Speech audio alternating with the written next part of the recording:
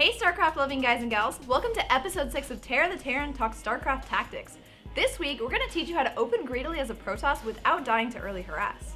Before we jump into this week's topic though, I'd like to address some of the criticism I've seen down in the comments.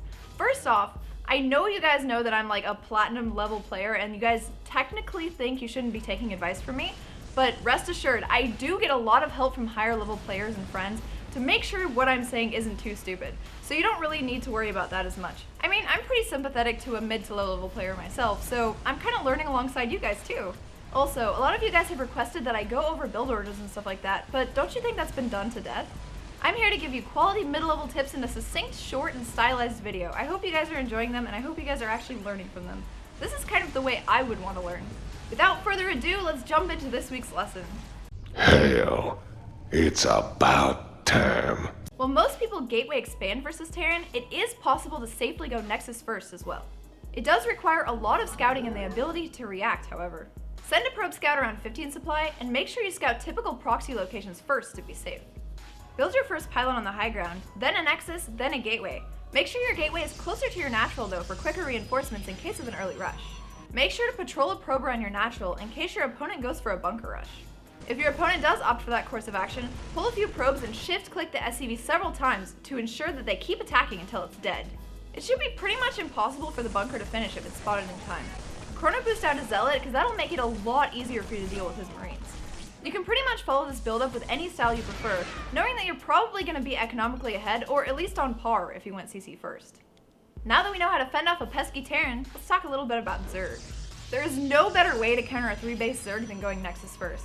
This gives us enough of an economic advantage to crush this troublesome race.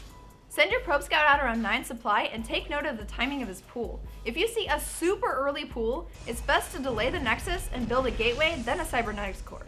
This will ensure you have enough zealots to defend as well as the awesome utility of the mothership core.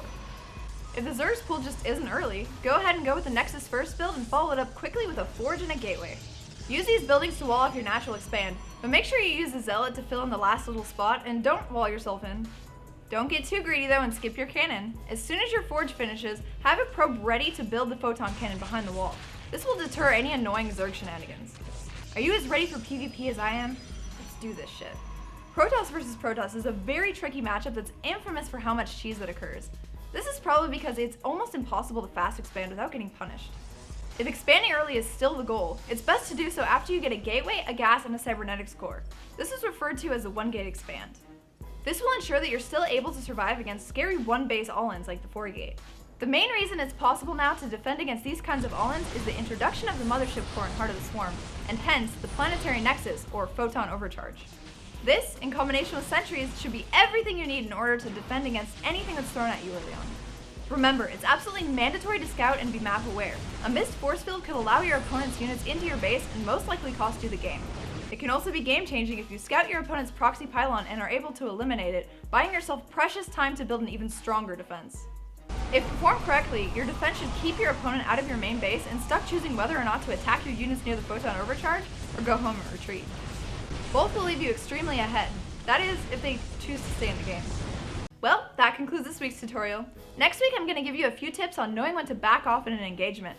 This can be game-changing decision-making and is very important when learning and leaguing up. See you guys next week. Don't forget to like the video, subscribe to the channel, and post a comment down there. How am I doing? Let me know. See you guys. Bye!